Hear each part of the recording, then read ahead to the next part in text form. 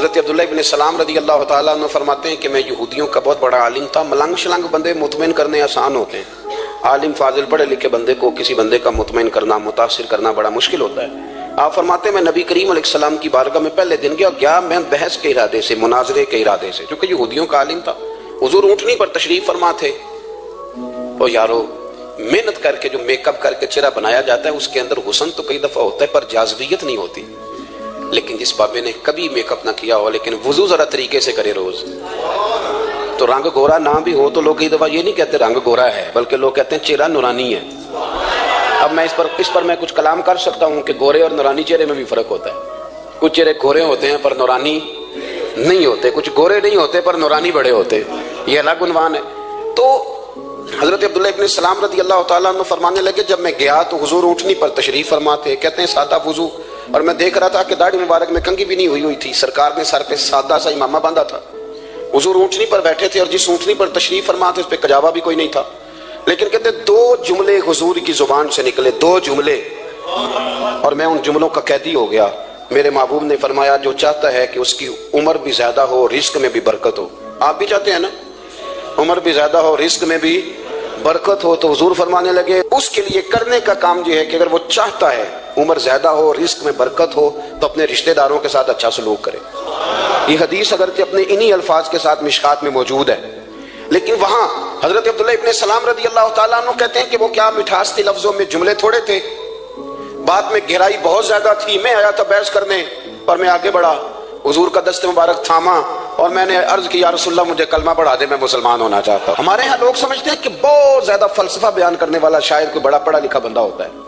یہ جی نفسیات کا بڑا ماہر ہے جی، اس نے کئی ماسٹر کیے ہوئے ہیں، ایم فل کی ہے، پی ایچ ڈی کی. او خدا کے بندے، نفسیات کا ماہر وہ ہوتا ہے جو سامنے والے کی عقل کے مطابق بات کرنا جانتا ہے.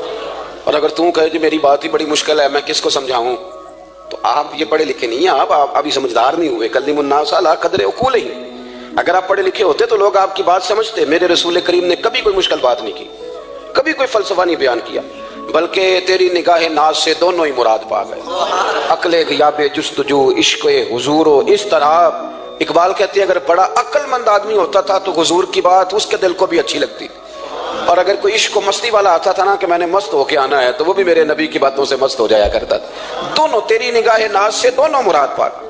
تو حضور کو بات کرنے کا سلیقہ بھی بڑا شاندار آتا تھا. حضرت عائشہ صدیقہ رضی اللہ تعالیٰ عنہ فرماتی ہیں کہ نبی کریم صلی اللہ علیہ وسلم جب بات کرتے تھے تو اتنی دھیمی کرتے تھے، اتنی دھیرے میں کرتے تھے. میں تو چھوٹا آدمی ہوں، کسی بڑے بندے کو نصیحت بھی نہیں کر سکتا، ورنہ میں علماء سے تو نہیں لیکن جو طالب علم ہیں جن کا خیال ہے کہ شاید اور میرے پاس کچھ سیکھنے آئے ہوئے ہیں مدرسے کے، تو میں ان سے کہتا ہوں کہ وہ کیا خطابت ہوئی جس میں سامنے والے کو سمجھ نہیں آئی آپ نے کیا کہا. آپ اتنے جوش میں چلے گئے، کہتا جی وہ میرا عشق بڑا جوان تھا. تو میں نے کہا آپ کا عشق زیادہ جوان تھا، پھر رسول پاک کی سنت سے آگے نکل گیا ہے. آپ ٹھہر ٹھہر کے بات کریں. آپ کی بات اگر سامنے والے کی سمجھ میں نہ آئی تو اس کا معنی کیا ہوا. اسی طرح سے ہماری نعت خوانی کا ماحول ہوتا ہے، 6 بندے نعت پڑھ رہے ہوتے ہیں، ایک اسپیکر ادھر ہوتا ہے ایک ادھر ہوتا ہے، کوئی سمجھ نہیں آتی ہے کیا کہہ رہے ہیں. اور پھر اس کے ساتھ ساتھ وہ یہ بھی مطالبہ کر رہے ہوتے ہیں کہ ہاتھ بھی کھڑے کرو جنو جنو عشق کے. میں کہ انج نہیں کہی دا، ویسے تو کہہ چلو پڑھ لیں، ورنہ اگر آپ ایسے ہی استاد بائی پاس والے بیچارے کو تو ہارٹ اٹیک ہو جائے گا ہاتھ کھڑا کرے گا تو ہے تو وہ بھی عاشق رسول ہی نا. لیکن یہ قسمیں نہ ڈالیں، یہ کوئی طریقہ ہی نہیں ہے، نہ کہیں دین اس کی اجازت دیتا ہے. ہم نے تو یہ سنا ہے کہ صحابہ کہتے ہیں جب اللہ کے حبیب گفتگو کرتے تھے تو ہم یوں بیٹھتے تھے کہ ہمارے سروں پہ پرندے بیٹھے ہو، تو حرکت بھی نہیں کرتے تھے. تو بہرحال جو بات عرض کرنی ہے اس پر غور کریں. جناب عائشہ صدیقہ کہتی ہیں ٹھہر ٹھہر کے بات کرتے آہستہ. اور یہ لفظ آپ کو یاد رکھنا ہے، سیدہ عائشہ صدیقہ کہتی ہیں جب حضور گفتگو کرتے تھے نا تو اگر ہم نبی پاک کے الفاظ کو گننا چاہتے تھے تو گن بھی سکتے تھے، گننا چاہتے تو گن بھی. ایک تو آپ کی جو سادگی ہوگی وہ اصل ہوگی، ملمہ سادی سے نکلے. پہلے ہماری شادیوں پہ دلہا اور دلہن جاتے تھے بیوٹی پارلر، اب سارا خاندان جاتا ہے. اس میں حسن نہیں ہوتا، اس میں بے وقت ہو جاتا ہے آدمی. آپ کو جو رب کریم نے بنایا ہے اس سے زیادہ شاندار آپ کو کوئی بنا سکتا ہے؟ الذی خلقک فسواک فعدلک فی ای صورت ما شاء رکبک. اللہ فرماتے ہیں جو میں نے تیرا چہرہ بنایا ہے نا یہ میری چاہت ہے، میں نے جیسا چاہا ہے تجھے بنایا ہے، تو مجھے تجھے وہ چہرہ پسند کیوں نہیں جو میرے رب نے بنایا ہے. یہ چاہت ہے. الذی خلقک جس نے تمہیں پیدا کیا، فسواک فعدلک پھر ہموار کیا پھر برابر کیا، اور فی ای صورت ما شاء رکبک پھر جس صورت میں اس نے چاہا تجھے ترکیب کیا. تو پہلی بات. اور دوسری بات, گفتگو کریں تو ذرا تھوڑا سا نا موقع دیں کسی اور. کچھ لوگ ایسے ہوتے ہیں جن کے پاس آپ بیٹھے ہیں تو بس وہی بولیں گے, آپ نہیں بول سکتے. اب وہی بات کریں, گفتگو کریں, معنی خیز کریں. اتنی باتیں نہ کریں کہ پھر آپ رہ جائیں. کم بات کریں, اور جتنی کریں وہ وزنی کریں, تاکہ آپ کی بات کا ایک خاص حجم ہو, ایک وقار ہو. اللہ کے محبوب بات کرتے تو اس بات کے اندر وزن ہوتا, وقار ہوتا. ہمارے اصحاب رحمۃ اللہ علیہ ہمیں اکثر حکم دیتے تھے تقریر تھوڑی کرنا, نعت کے 2-3 شعر پڑھنا. تو میں نے ایک دن عرض کی, حضور کیوں؟ فرمانے لگے اللہ رسول کی بات کو بے وقت نہ کر دینا کہ لوگ سننا نہ چاہیں اور تم جبرن سناؤ. فرمایا رنگ اس طرح کا ہونا چاہیے کہ لوگوں میں دلچسپی ابھی ہو اور بات ختم ہو جائے. اس کو بے وقت کر دینا ہے کہ زبردستی آپ. تو اچھی گفتگو کریں, معنی خیز سنیں. ایک حدیث پاک حضرت ابو بردہ رضی اللہ تعالیٰ, ایک صحابی ہیں, البدایہ والنہایہ میں روایت آپ کو ملے گی. وہ کہتا ہے میرا اپنی بیوی سے اختلاف ہو گیا. بیوی سے جب بندہ راضی ہوتا ہے تو بڑا ہی راضی ہوتا ہے. پھر وہ کہتا ہے کہ جیسی میری ہے ویسی کسی کی بھی نہیں. اور جب ہوتا ہے نا ناراض, تو پھر وہ منگنی سے کہانی شروع کرتا ہے کہ جب میری منگنی ہوئی تھی تو تیرے چاچے نے مجھے گورا تھا. اور پھر وہ دن جب رکھے تھے, اس دن جو کام ہوا تھا اس کا بھی ذکر. اب اختلاف جو ہو گیا, اور جب آپ کسی سے ناراض ہوتے ہیں پھر اس کی خامیاں ساری سامنے آ جاتی ہیں. پھر وہ کہتا ہے شادی والے دن تیرے ابے نے صحیح سلوک نہیں کیا, یہ جو مجھے کپڑے دیے تھے جو کو پہننے والے تو نہیں نا, تو میری اماں. اب اختلاف ہو گیا. اب ہم کیا کرتے ہیں, جو قریب والے لوگ ہوتے ہیں وہ اس پر تھوڑا تیل اور ڈالتے ہیں. وہ کہتے ہیں نہیں تینوں تو پتہ ہی نہیں, مجھے تین بڑیاں گلاں تو پتہ ہی نہیں, تو تے شادی تو 15 دن بعد سعودی عرب ٹر گیا سا, ساڑھے کو سن کہانیاں ہم تمہیں بتاتے ہیں تاکہ تباہی اور اترے. اس طرح نہ کریں. آپ ایک آدھ بات کہہ کے چلے جاتے ہیں, ان بیچاروں نے اکٹھے رہنا ہوتا ہے, ان کی زندگی دوزخ بنی رہتی ہے. ان کو قریب کریں. اللہ کے رسول تو کسی کا نکاح کرتے تھے تو میاں بیوی کے درمیان محبت کی دعا فرماتے تھے. تو وہ صحابی آئے تو اپنی بیوی سے ناراض تھے, تو انہوں نے بات شروع کر دی, کہنے لگے یہ بھی کرتی ہے, یہ بھی کرتی ہے, یہ بھی کرتی ہے, یہ بھی غلطی ہے, یہ بھی غلطی ہے, یہ بھی کوتاہی ہے. بڑی باتیں سنائیں. اللہ نے کان کتنے دیے اور زبان. اس کا مطلب ہے سنگل بولنا چاہیے اور ڈبل سننا چاہیے. اب جتنا بولتے ہیں اس سے ڈبل سننے کا مزاج بنائیں, کیونکہ کان اللہ نے 2 دیے اور زبان سنگل بولیں اور ڈبل سنیں. حضور سنتے رہے. بلکہ حضرت ابو بردہ رضی اللہ تعالیٰ عنہ کہتے ہیں میرے محبوب نے نا تکیہ منگا لیا, ٹیک لگا لی. کئی لوگ کہتے ہیں نا جی ڈاکٹر نے میری بات تو پوری سنی کوئی نہیں. تو جب تک پوری سنی نہ جائے بعض بندوں کو تسلی نہیں ہوتی. پورا وقت دیا. وہ کہتے ہیں جتنا میرے اندر غبار تھا سارا میں نے نکالا, اور میں نے ثابت کر دیا کہ میری بیوی میں یہ بھی کمزوری ہے, یہ بھی کمزوری ہے, یہ بھی کمزوری ہے. کہتے ہیں جب میں تھک گیا نا باتیں کر کر کے اور باتیں ختم ہو گئی تو حضور ہلکا سا مسکرائے. پھر پہلی نظر ہی لوٹ لے ماہی تیرے ہار شنگارا. کہتے ہیں حضور ہلکا سا مسکرائے زیر لب اور فرمانے لگے کہ تیری بات ختم ہو گئی ہے تو ایک میں بھی کر لوں. تو نبی کریم صلی اللہ تعالیٰ علیہ وسلم فرمانے لگے صرف ایک بات کا جواب دے, صرف ایک. تیرے آگے ہیں یوں دبے لچے فصحا عرب کے بڑے بڑے, کوئی جانے منہ میں زبان نہیں بلکہ جسم میں جان نہیں.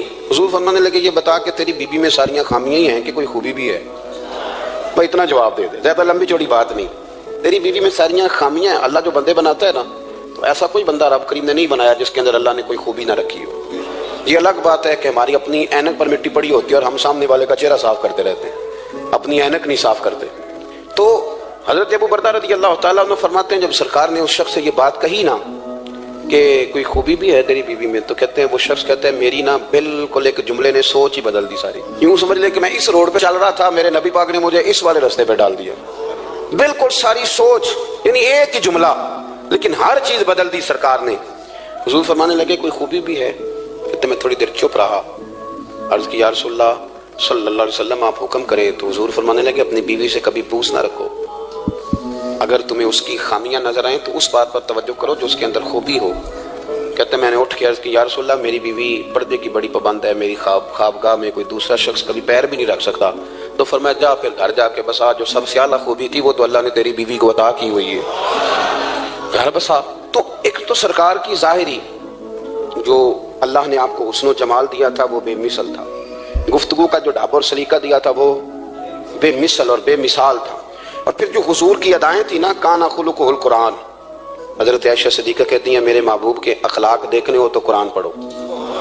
جن اخلاق کا قرآن درس دیتا ہے وہ عملی طور پر سارے مدینے والے محبوب میں پائے جاتے تھے.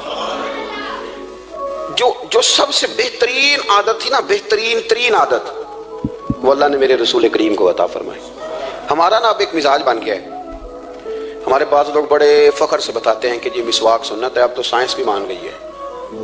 کہ مسواک کریں گے تو آپ کے وجود کے اندر جو منہ میں فالتو مادے ہوں گے جراثیم وہ مر جائیں گے. اب سائنس بھی مان گئی ہے. مجھے کبھی کبھی اس لفظ سے بڑی تکلیف ہوتی ہے. میں کہتا ہوں کہ سائنس اگر نہ مانے تو ہمیں کوئی اس پہ فرق پڑتا ہے؟ نہ مانے سائنس، ہمیں کیا لینا دینا سائنس سے؟ سائنس تو کبھی کچھ کہتی ہے پھر کبھی کچھ اور کہنے لگ جاتی ہے. سائنس کا کیا ہے؟ سائنس کو منوانا ہماری ڈیوٹی. ہاں، اس طرح کا دین نہ بناؤ کہ معاذ اللہ دین کو سائنس کا غلام کر دو. سائنس کل بھی رسول اللہ کی غلام تھی، آج بھی میرے نبی پاک کی غلام ہے. تو حضور کی جتنی ادائیں ہیں، جتنی، ایک کدو شریف ہے، حضور نے کدو استعمال فرمایا ہے. آپ چلے جائیں کسی بھی جگہ پہ، جس بندے کو بہت زیادہ بلڈ پریشر کا مسئلہ ہونا تو آپ اس کو ڈاکٹر کہتے ہیں کہ کدو ملے تو اس کو استعمال کراؤ. تیزابیت حد درجے اختیار کر دے اور اندر کا نظام سارا درم برم ہو جائے تو اس کو کدو استعمال کراؤ. اور آپ اس کی خاصیت دیکھ لیں، تمام سبزیوں میں سے تحقیق بھی سب سے زیادہ اسی پہ ہوتی ہے. میرے رسول پاک کا ایک طریقہ مبارک ہے اور صحابہ کے، اگرچہ سید الطعام گوشت ہے، کانوں کا سردار اسے کہا گیا، لیکن حضرت انس بن مالک رضی اللہ تعالیٰ عنہ فرماتے ہیں کہ درزی نے نبی پاک کی دعوت پکائی تھی. وہ درزی تھا، کپڑے سیتا تھا. آپ فرماتے ہیں کہ میں حضور کے ساتھ اس دردی کے گھر گیا تو گوشت اور کدو پکا ہوا تھا.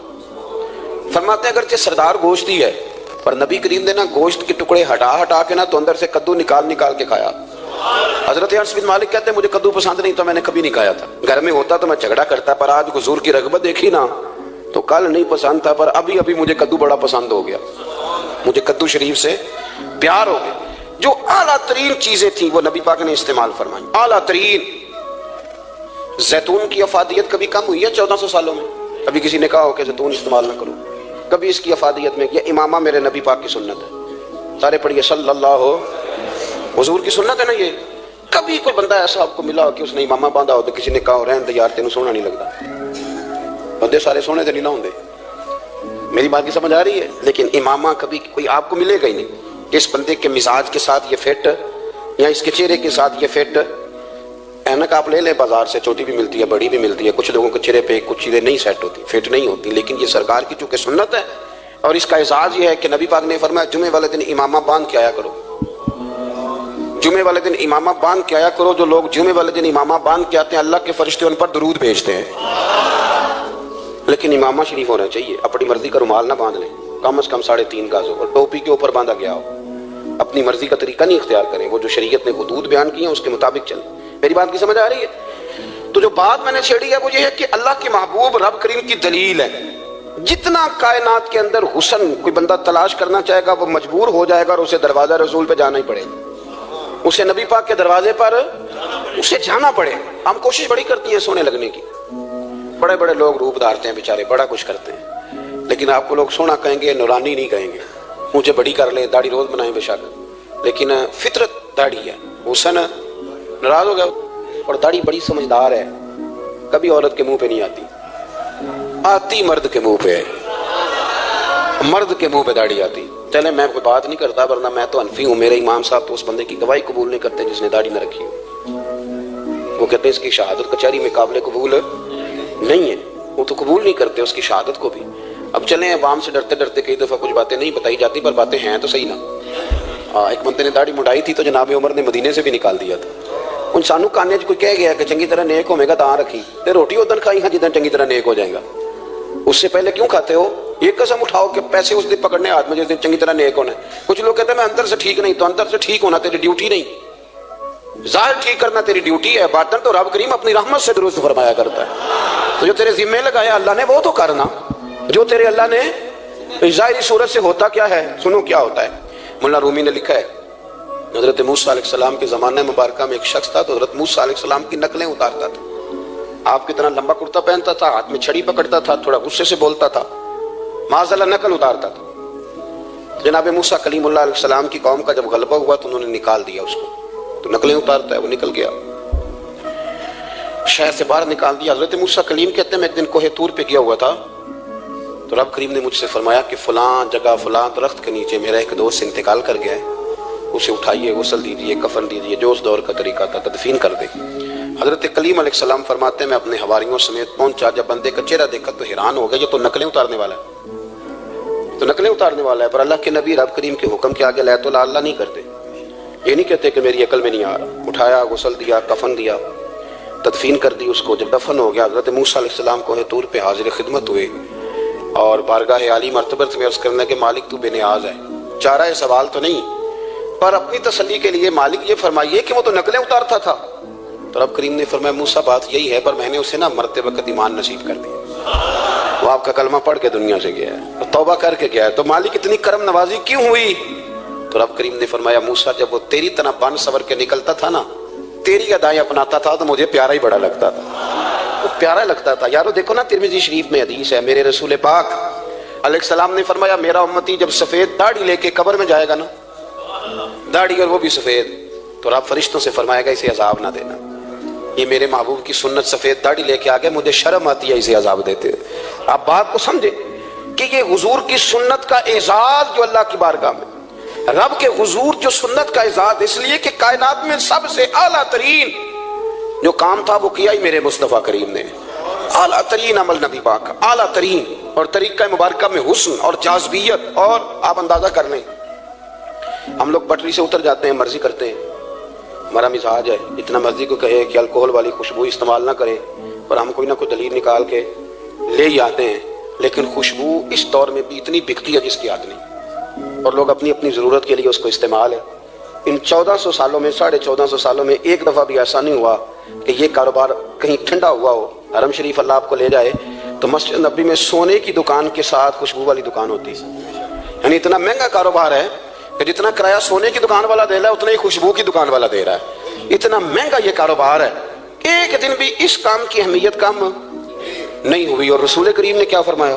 صحابہ کہتے ہیں 3 چیزوں سے کبھی منع نہیں کرتے تھے، کوئی تکیہ دیتا تھا تو قبول کرتے تھے، کوئی بندہ اگر حضور کو دودھ پیش کرتا تھا تو نبی پاک قبول کرتے تھے، اور اگر کوئی شخص حضور کو خوشبو دیتا نا تو حضور جلدی قبول فرماتے تھے، یہ مزاج تھا۔ تو جو اعلیٰ ترین چیزیں تھیں ان کو میرے رسول کریم صلی اللہ علیہ وسلم نے کیا، ہمیں کر کے دکھایا۔ ہمارا ظاہری حلیہ آج بھی اہل عرب لمبا کرتا پہنتے ہیں، آپ لمبا کرتا پہن لیں، حیا کے زیادہ قریب ہے۔ کھلا لباس حضور پسند کرتے تھے، یہ شرم و حیا کے زیادہ قریب ہے، اس کے اندر انسان کا پردہ زیادہ ہے۔ وہ ساری اعلیٰ قسم کی صفات جن سے ایک آدمی متصف ہو سکتا ہے اور اپنے آپ کو سجا سکتا ہے، اپنے معاملات کو ٹھیک کر سکتا ہے، وہ ساری رسول پاک نے ہمیں عطا فرمائی۔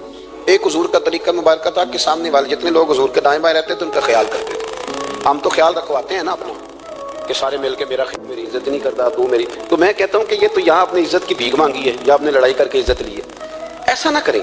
آپ عزت دینی شروع کر دیں، اللہ آپ کو سکون عطا کر دے، آپ احساس کریں دوسروں کا۔ حضور نہ شدت کے ساتھ، یہ اعلیٰ سنت ہے میرے نبی پاک کی صلی اللہ ہو، سارے پڑھیے درود شریف صلی اللہ ہو، یہ اعلیٰ سنت۔ آپ دیکھیں نا بخاری مسلم میں موجود ہے، حضور فرماتے ہیں میرا دل چاہتا ہے میں لمبی نماز پڑھاؤں، لمبی نماز پڑھاؤں، دل میرا چاہتا ہے، لیکن فرمایا جب میں دیکھتا ہوں نا کہ پیچھے بچے بھی کھڑے ہیں، بوڑھے بھی کھڑے ہیں، بیمار بھی کھڑے ہیں، تو گویا حضور فرمانے لگے میں بندوں کا احساس کر کے رب کی نماز چھوٹی کر دیتا ہوں، میں مختصر پڑھاتا ہوں۔ اور مسند امام احمد بن حنبل میں حدیث کے لفظ ہیں کہ اگر کوئی نبی پاک کا انتظار کر رہا ہوتا تھا تو نماز مختصر پڑھتے تھے اور اس کو فارغ کر کے بھی لمبی نماز پڑھتے۔ ایسا نہیں کہ اب آئے ہیں 4-5 لوگ تو ان کو پتہ چل جائے کہ حضرت جی بڑی تگڑی نماز پڑھتے ہیں، بڑے صوفی صافی آدمی، یہ نہیں، بلکہ نماز ہے، بلکہ مسند امام احمد بن حنبل میں تو وہ خوبصورت حدیث موجود ہے۔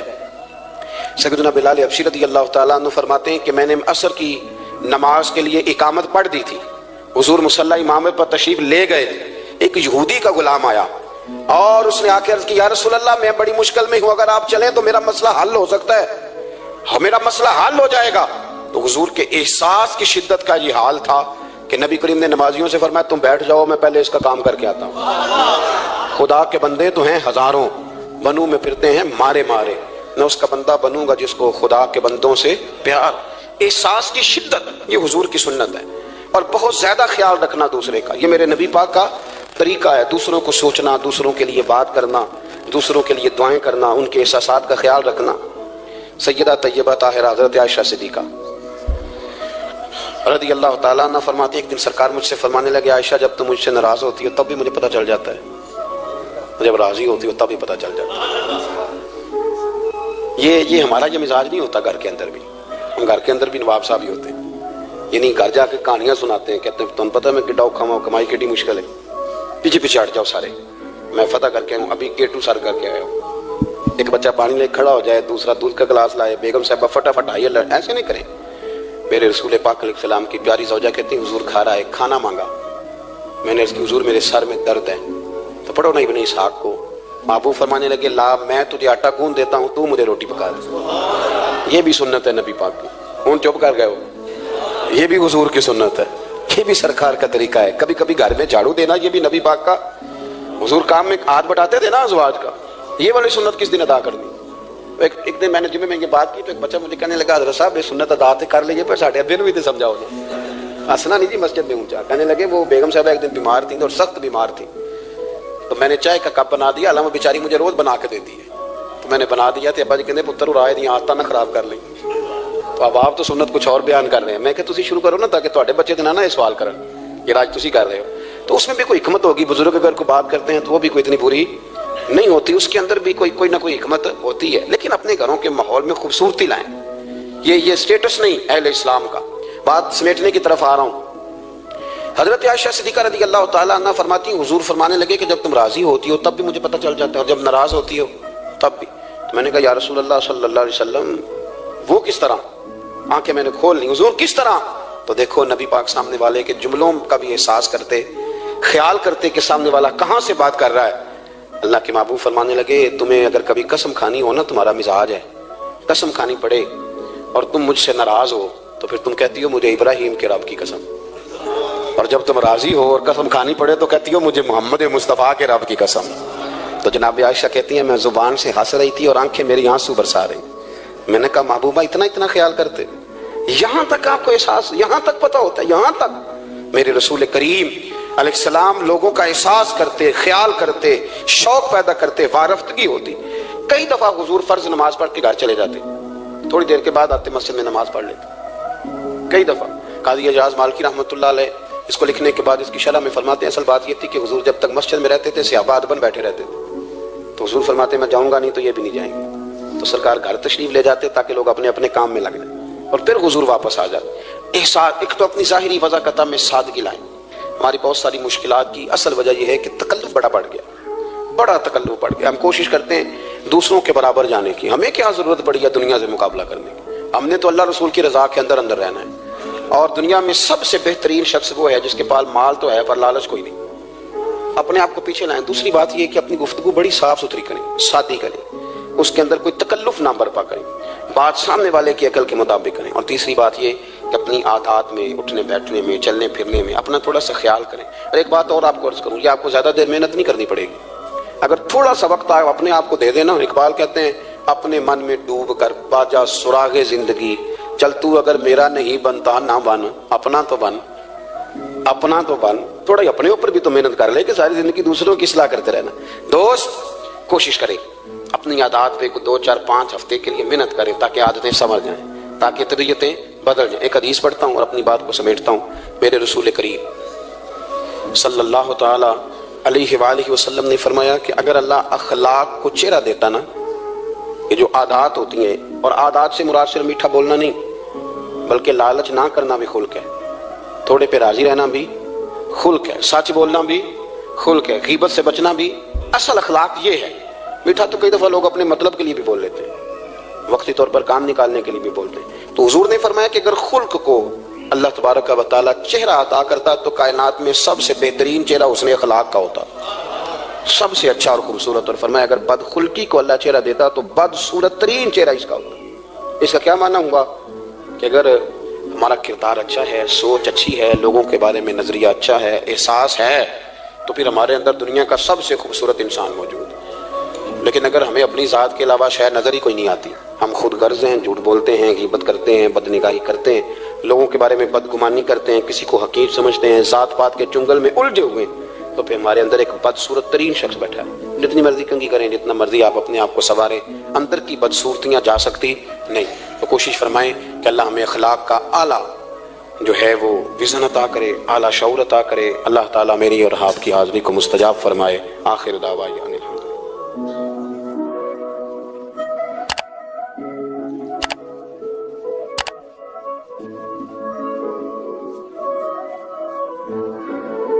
پھٹا جانا، میرا دروازہ کھلا ملے گا۔ یار جو لوگ زندگی میں بڑا سکون لینا چاہتے ہیں نا، وہ کسی اس طرح کے بندے کی خدمت کر کے دیکھیں۔ جو بڑا سکون لینا چاہتے ہیں، بڑا جو راحت لینا چاہتے ہیں، وہ کسی ایسے شخص کی خدمت۔ ہمارے دیہات کی نانیاں دادیاں بڑی سادی ہوتی ہیں، انہیں ضرورت ہوتی ہے کہ تھوڑی دیر، ابا جی نے کچھ بھی نہیں کہنا، آپ نئی پجارو خریدنے لگے، ابا رکاوٹ نہیں ڈالے گا، لیکن ابا سے مشورہ ضرور کریں، ان سے پوچھیں ضرور کہ گاڑی بدلنے جا رہا ہوں۔ والد کا مشورہ ہی تیرے کام میں برکت پیدا کر دے گا، اس کی صرف رائے ہی تجھے بڑا کر دے گی۔ آپ ضرور مکان تبدیل کریں اور کئی منزلہ بنائیں، لیکن تھوڑی دیر ابا کے پاس جائیں کہ اگر آپ کہیں تو مکان بدل لوں، اس لیے کہ والد کا صرف مشورہ نہیں ہوگا، اس کی دعائیں بھی تیرے ساتھ ہوں۔ یہ انفرادیت تجھے ملے گی سادے لوگوں کے ساتھ، ایسے لوگوں کے ساتھ جو، بلکہ امام یوسف صالحی نے تو ایک بڑی خوبصورت بات لکھی ہے، کہتے ہیں ایک حضور کا پینڈو تھا، حضور فرماتے تھے یہ ہمارا دیہاتی اور ہم اس کے شہری ہیں۔ آپ کسی کو پینڈو کہہ دیں اسے بھی غصہ آتا ہے۔ میں نے بھی دیکھا ایک نوجوان بڑا ناراض تھا دوسروں سے، کیا ہوا؟ کہتا سب مجھے پینڈو کہتے ہیں۔ میں کہ یار تو منو کہہ، میں الحمدللہ پینڈو ہوں، میرے ابا جی بھی پینڈو ہیں، میرے دادا جی بھی پینڈو ہیں۔ پینڈو ہونا کوئی معاذ اللہ تعالیٰ بری بات ہے؟ اس میں کیا قباحت ہے؟ عرب کا تو رواج تھا کہ جب بچہ پیدا ہوتا تھا تو اچھی آب و ہوا کے لیے گاؤں میں بھیجا کرتے تھے۔ میرے محبوب پاک بھی حضرت حلیمہ سعدیہ کے گاؤں میں جا کے رہے ہیں۔ یہ عجیب بات ہے بھائی، جتنے شہر آباد ہیں یہ سارے دیہاتیوں نے ہی آباد کیے ہیں، سب نے۔ یہ الگ بات ہے کہ شہر میں آ کر پڑھنے والے بھول گئے کس کی ماں نے کتنا زیور بیچا تھا، بھول گئے لوگ۔ اب وہ کہتے ہیں ہم تو رئیس اعظم تھے شروع سے ہی۔ تھوڑا پیچھے پلٹ کے دیکھ، تیرے ہوش ٹھکانے آ جائیں گے۔ ذرا پیچھے پلٹ کے دیکھ کہ تو کیا تھا اور آج تو کہاں کھڑا ہے، پھر دیکھ تیرا معیار سوچ کا بدل جائے، پھر ذرا تیری طبیعت۔ حضور فرماتے ہیں ہمارا دیہاتی ہے، ہم اس کے شہری ہیں۔ اب اس نے دیکھا حضور کی بارگاہ میں کئی لوگ تحفے لے کے آتے ہیں، اور نبی پاک تحفہ قبول فرماتے تھے، اور بلکہ فرماتے تھے دیا بھی کرو لیا بھی کرو، محبت میں اضافہ کرے گا، محبت میں اضافہ کرے گا۔ بہت سارے صحابہ تحائف لاتے، وہ غریب آدمی تھا، دل بڑا کرتا تھا۔ انہوں نے پتہ کیا کرنا شروع کیا، ادھار چیزیں خریدتے دکانداروں سے، کہتے یا رسول اللہ صدقہ نہیں تحفہ ہے۔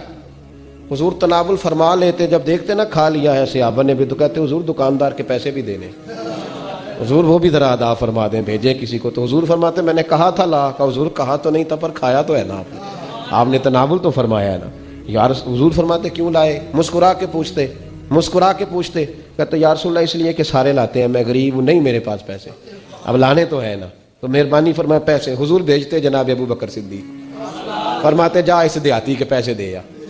حضرت ابو ہریرہ کہتے ہیں جب حضور غم امت میں پریشان ہوتے تھے نا تو ہمارا دل کرتا تھا کاش آج وہ آ جائے، وہ آئے گا تو حضور کو ہنسائے گا، دل کرتا تھا آج وہ آ جائے۔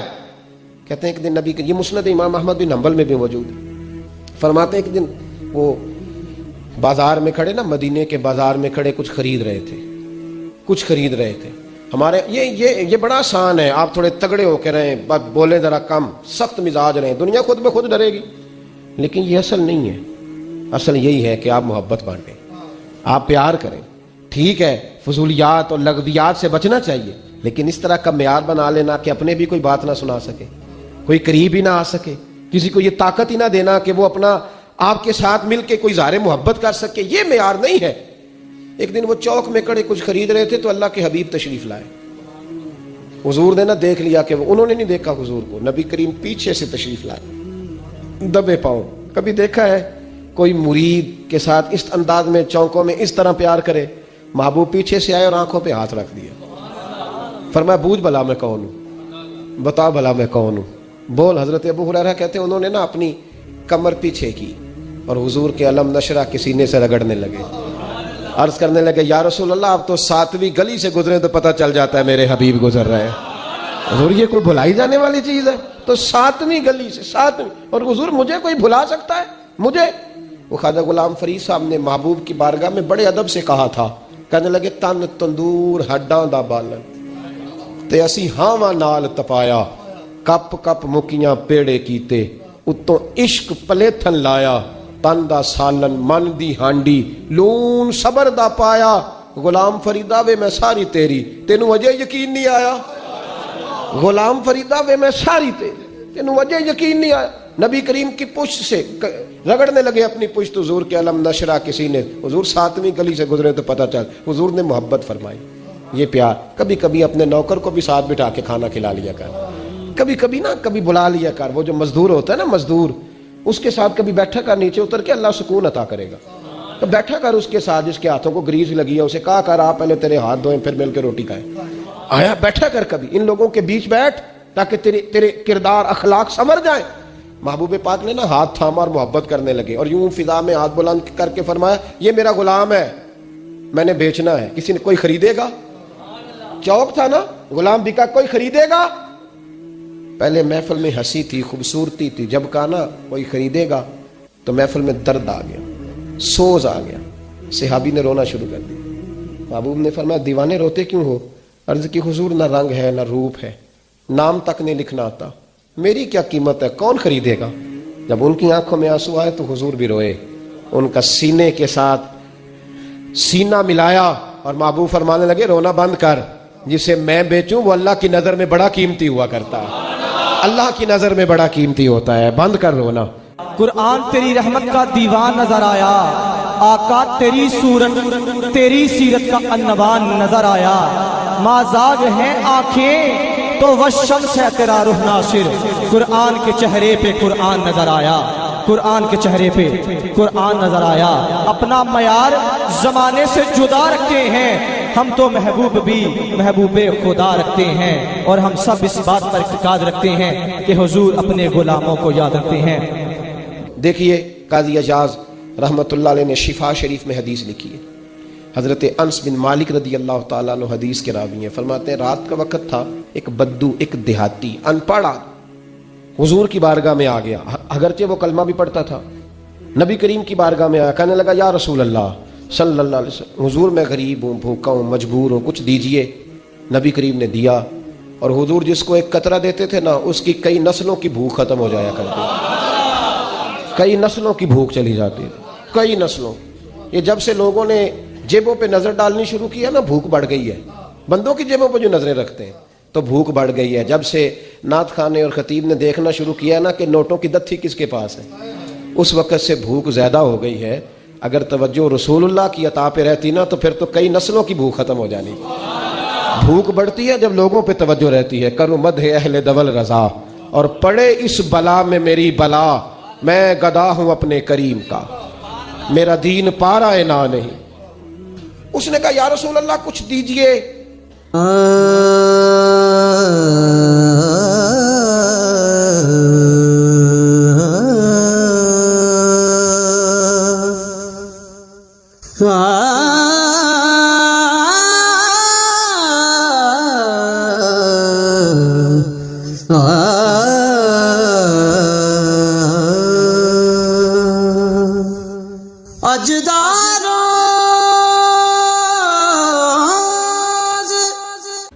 تو نبی کریم صلی اللہ علیہ وسلم نے کچھ دیا.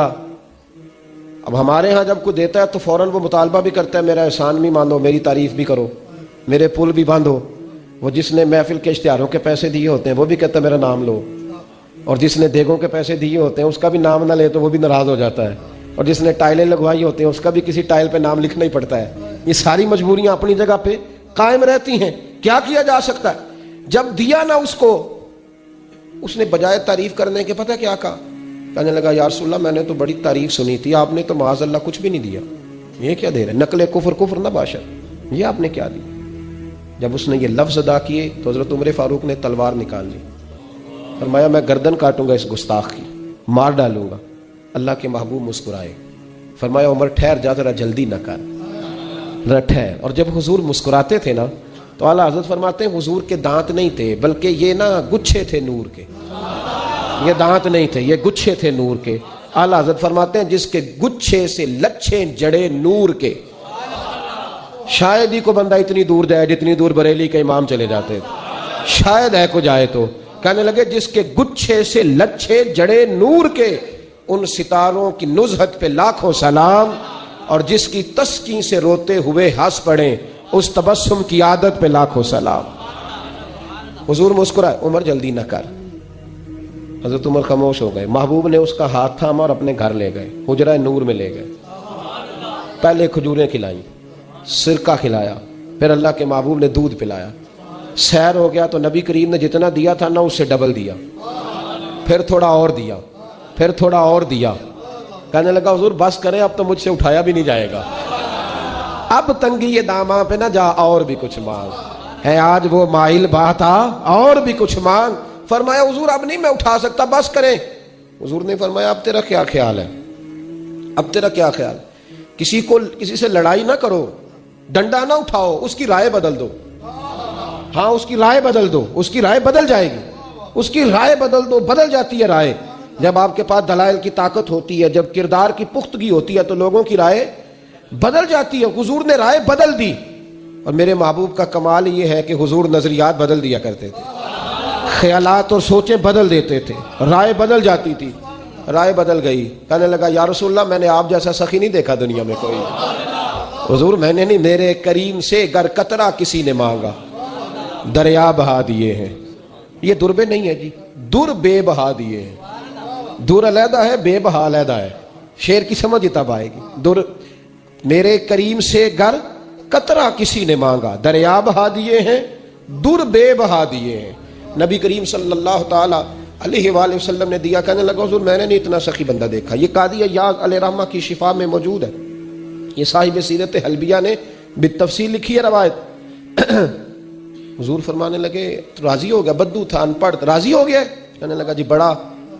فرمایا یہ جو بات تو نے ابھی ابھی کہی ہے کہ میں نے آپ جیسا سخی کوئی نہیں دیکھا، یہ میرے صحابہ کے سامنے بھی کہہ دو گے؟ میرے صحابہ کے سامنے یہ کہہ دو گے؟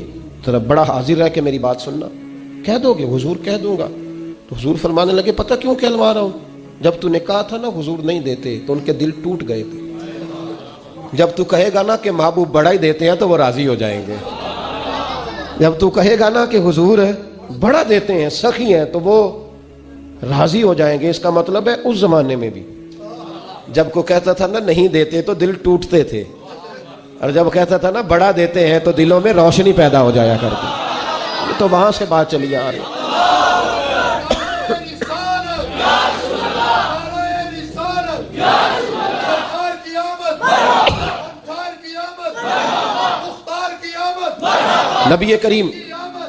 نبی کریم صلی اللہ تعالی علیہ وسلم باہر لائے، صحابہ بیٹھے تھے، حضرت عمر بھی تھے، حضور انہیں باہر لائے، اس صحابی کو، بدو کو۔